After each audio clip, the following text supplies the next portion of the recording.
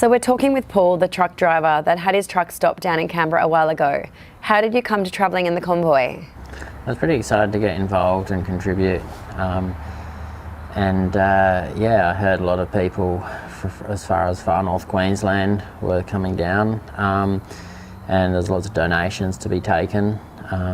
So I wanted to get involved and help assist with that. And what did these donations entail? There's food to clothing to kitchen utensils and kitchenwares. There was things like tents, colouring in books, pencils for kids. There was just everything. And you had a pretty big truck to fuel. Did you have any outside support for your round trip to Canberra? Yeah, I had a nice lady that provided funding for fuel for me to get down there and back.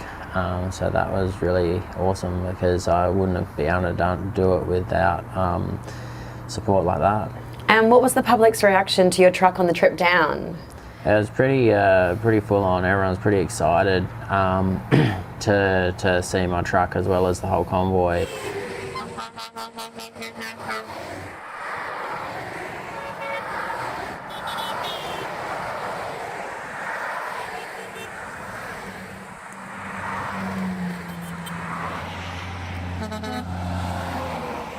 There's a lot of people on bridges and overpasses that were hanging Australian flags over the edge and cheering as they went past, as well as an overwhelming amount of people just on their way to work, general public, that were cheering as well and honking their horns. That was one of the biggest surprises, just the people that weren't on the convoy, how many people were showing support. And when we stopped at servos, there were so many people just rock up and donate money or food if they already knew you were stopping at that servo, as well as had photos with kids and so on in front of the truck.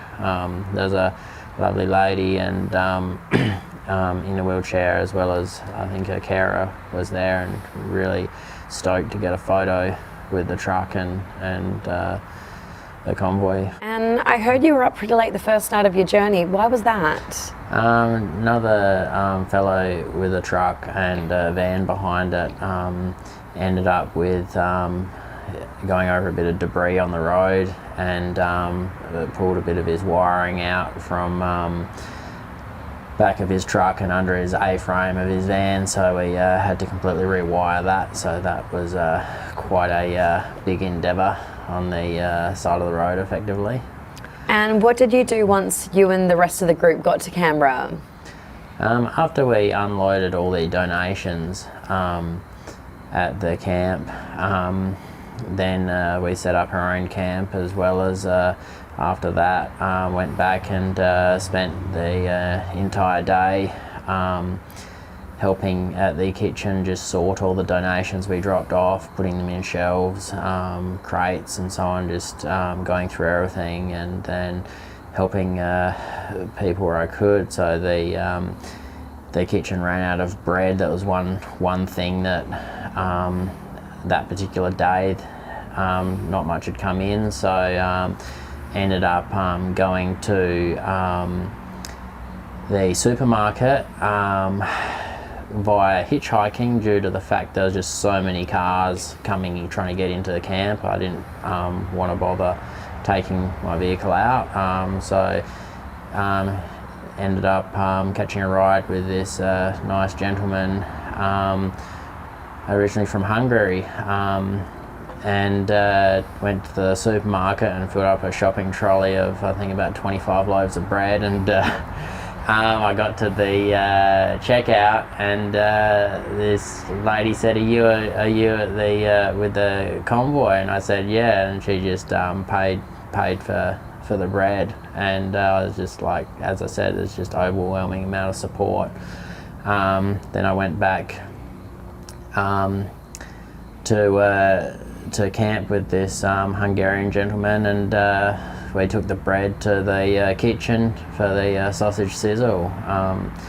So yeah, everyone was just coming together, putting everyone else first. Just the support and so on was insane. Even throughout the day when I was organising stuff in the kitchen, there was just continually people coming around, dropping carloads of stuff, donations off, saying they wish they could have been at the protest but they couldn't due to work. Well, from what was something that came from good intentions, we did see that things didn't go so smoothly afterwards on the weekend, on the way to the stage area. Good luck with everything. It sounds like you have had a rough time since that weekend, and we hope things work out for you, Paul. Thank you.